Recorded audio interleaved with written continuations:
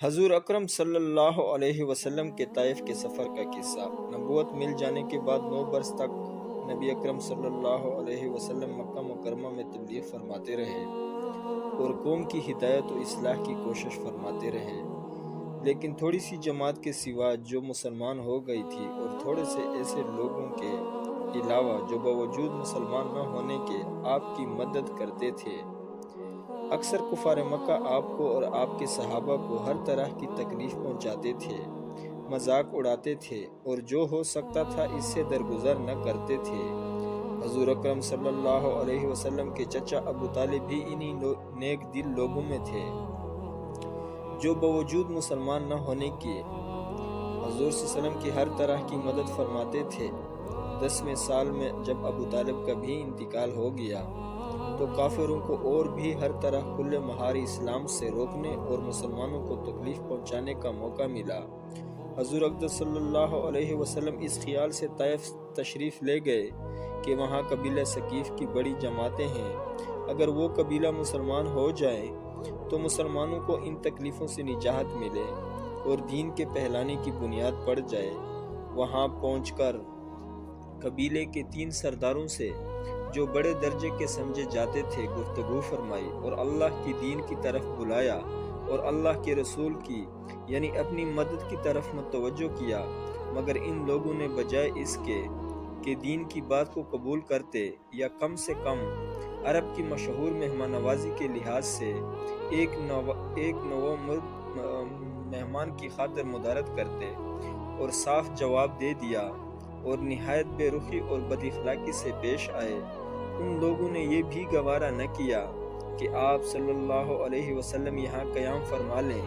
جن لوگوں کو سردار سمجھ کر بات کی تھی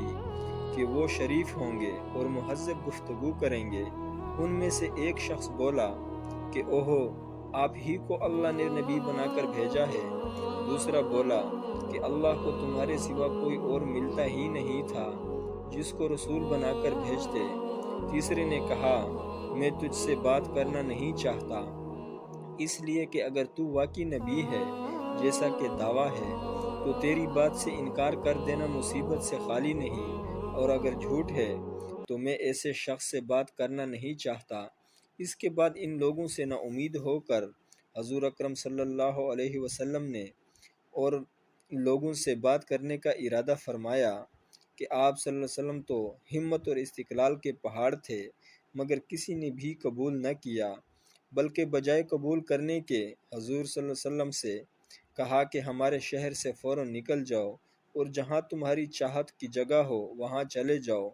حضور اکرم صلی اللہ علیہ وسلم جب ان سے بالکل مایوس ہو کر واپس ہونے لگے تو ان لوگوں نے شہر کے لڑکوں کو پیچھے لگا دیا کہ آپ صلی اللہ علیہ وسلم کا مذاق اڑائیں، تالیاں پیٹیں، پتھر ماریں، حتیٰ کہ آپ صلی اللہ علیہ وسلم کے دونوں جوتے خون کے جاری ہونے سے رنگین ہو گئے۔ حضور اقدس صلی اللہ علیہ وسلم اسی حالت میں واپس ہوئے۔ جب راستے میں ایک جگہ ان شریروں سے اطمینان ہوا تو حضور صلی اللہ علیہ وسلم نے یہ دعا مانگی، اے اللہ، تجھی سے شکایت کرتا ہوں میں اپنی کمزوری اور بے کسی کی اور لوگوں میں ذلت اور رسوائی کی۔ اے ارحم الراحمین، تو ہی اس دعا کا رب ہے،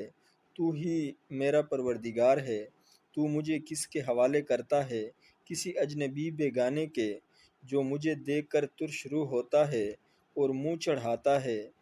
یا کہ کسی دشمن کے جس کو تو نے مجھ پر قابو دے دیا۔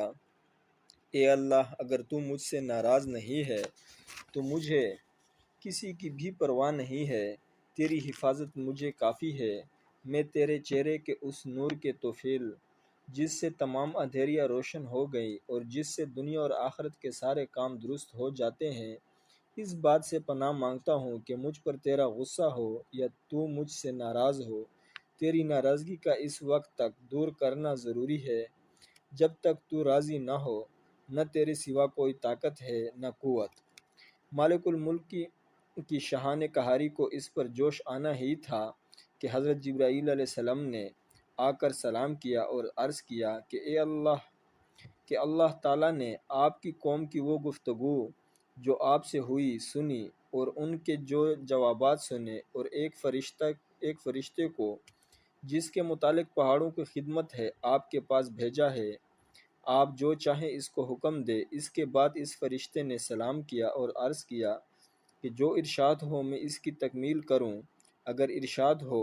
تو دونوں جانب کے پہاڑوں کو ملا دوں جس سے یہ سب درمیان میں کچل جائیں،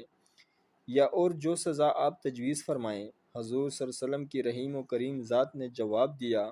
کہ میں اللہ سے اس کی امید رکھتا ہوں کہ اگر یہ مسلمان نہیں ہوئے تو ان کی اولاد میں سے ایسے لوگ پیدا ہوں جو اللہ کی پرستش کریں اور اس کی عبادت کریں۔ فائدہ یہ ہے اخلاق اس کریم ذات کے جس کے ہم لوگ نام لیوا ہیں کہ ہم ذرا سی تکلیف سے، کسی کی معمولی سی گالی دینے سے ایسے بھڑک جاتے ہیں کہ پھر عمر بھر اس کا بدلہ نہیں اترتا، ظلم پہ ظلم اس پر کرتے رہتے ہیں اور دعویٰ کرتے ہیں اپنے محمدی ہونے کا، نبی کے پیروکار بننے کا۔ نبی کریم صلی اللہ علیہ وسلم